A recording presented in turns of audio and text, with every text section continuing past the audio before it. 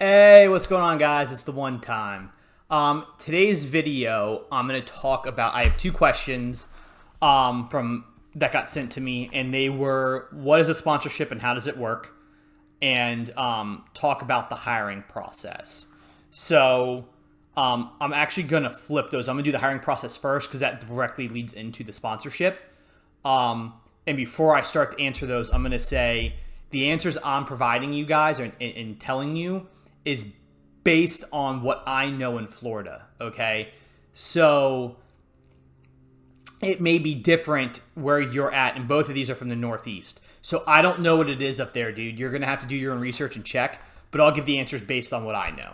So I actually have something pulled up on my other monitor here. I'm going to read verbatim, and I'll go through each of them, okay? So this is the minimum qualifications and this is the place I'm applying. And so some of them might be a little differently, but generally speaking, in Florida, they're going to be like this. So the minimum qualifications is be 19 years old, be a citizen, high school diploma or equivalent, no felony convictions, no dishonorable discharge if you're in the military, valid driver's license, fingerprint check, be of good moral character, polygraph, physical, drug screening, CVSA, which is a polygraph, and then all applicants must successfully complete all phases of field training. Okay, I said that really quick. So what are all those things? The first 5 or 6 are, no, you can't be a felon. Like, sorry. You got to be a certain age. The big one in there is that I see people miss or not make it on is 3 things. Background check, CVSA or polygraph, and PT, so physical. Not the physical from a doctor, actual physical work, like doing physical training, like running, push-ups, sit-ups. So those 3 are the biggest that I see here that people are getting DQ'd and hacked left and right. The biggest being background and CVSA because they're lying. I had some really good advice when I got into this is that departments don't hire angels. They hire honest people. Everyone's made mistakes in their life, especially at this point. I get it, okay? Don't lie. Okay, I can't give you any other advice. You're not going to beat the poly. You're not going to beat the CVSA. You're going to get found out. You can't lie. Don't lie. You're only going to hurt yourself, okay? So that right there is the number one thing that hacks people, is they're lying on their applications. You do that, you're toast. And something I'm reading too online is just don't overshare. Answer the question. Bull. I call bull. I'm sharing everything on that application because if it looks like one thing is deceitful or I'm being untruthful, at least where I'm applying, they don't play that game. So I overshare.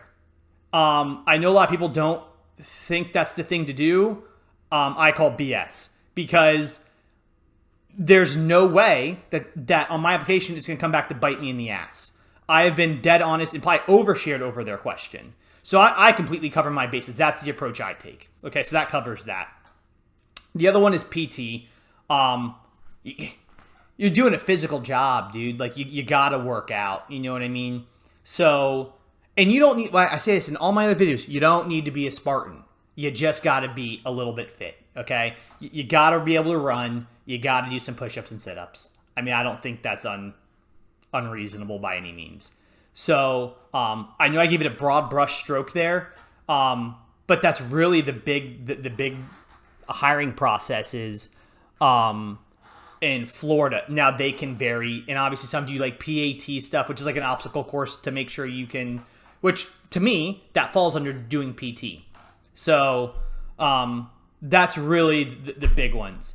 And out of all these things I'm reading, I'm not looking at the camera. Sorry, I'm reading off this list. Don't lie. Don't lie. I can't. That's what's going to kill you, okay? I've known many people that have gotten jobs for some stuff that would probably surprise you, but they were honest about it. And they had a sit-down talk that this was me when I was 17, 18, 19. This is me when I'm 26. And I was even surprised some of the people that got jobs with their history, okay? So don't lie. And every one of those people that got jobs were honest, and they confronted it like a man, okay? So that's number 1. Number 2, second question, this is going to be really quick too, really easy. What's a sponsorship and how does it work? A sponsorship is you actually apply to a sheriff's officer or PD before you go to the academy. That whole process I just named to you, you go through that entire thing before you go to the academy. And what that does is that department says, we have a good candidate, we're hiring them on as a recruit or a cadet, and they send you the academy.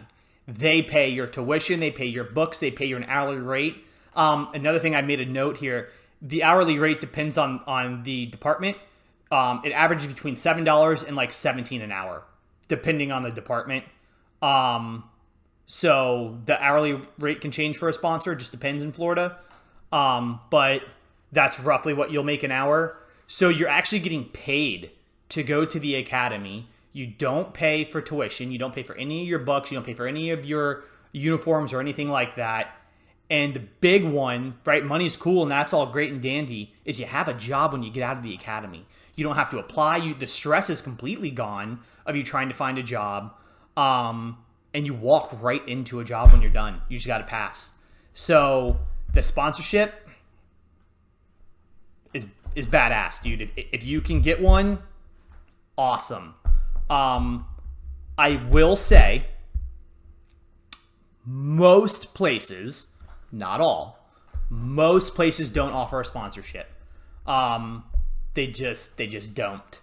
I know of a few that do. The one place I'm applying does, and there's something that I can pick up a sponsorship halfway through the academy, which is really cool. But a lot of places don't.